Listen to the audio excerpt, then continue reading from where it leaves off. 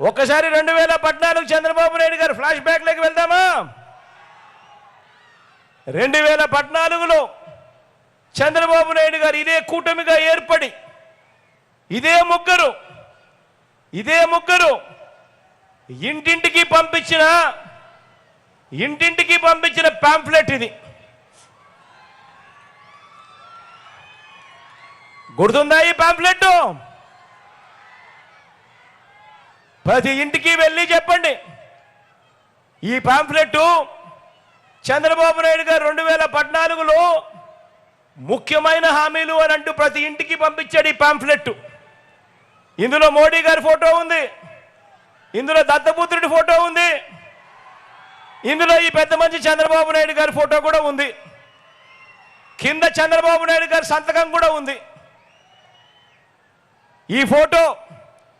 ఈ సంతకాలు, ఈ ముగ్గురు ఫోటోలు, ఈ చంద్రబాబు నాయుడు గారు సంతకం పెట్టిన ఈ పాంఫ్లెట్ ముఖ్యమైన హామీలు అంటూ వీళ్ళు ఈ పాంఫ్లెట్ను ప్రతి ఇంటికి పంపించారు 2014లో.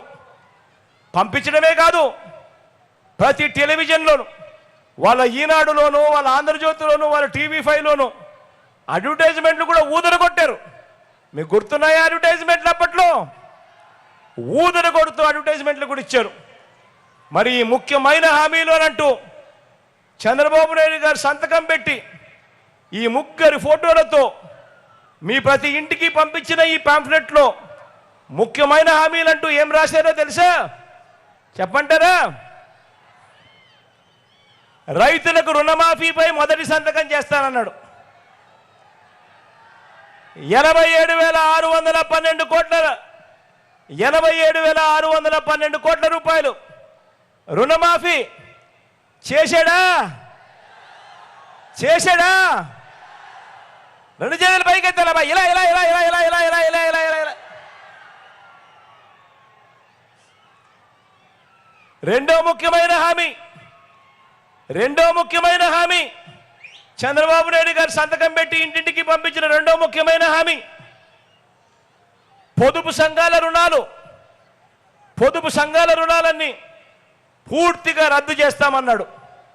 మరి 14,205 కోట్ల రూపాయలు, 14,205 కోట్ల రూపాయలు కనీసం ఒక్క రూపాయి అయినా ఆ పొదుపు సంఘాల అక్క చెల్లెమ్మలకు రుణాల మాఫీ చేశాడా అని అడుగుతా ఉన్నా నేను మిమ్మల్ని అందరినీ కూడా. రెండు చేతులు పైకెత్తాల బా గట్టిగా, ఇలా ఇలా ఇలా ఇలా ఇలా ఇలా ఇలా ఇలా ఇలా ఇలా.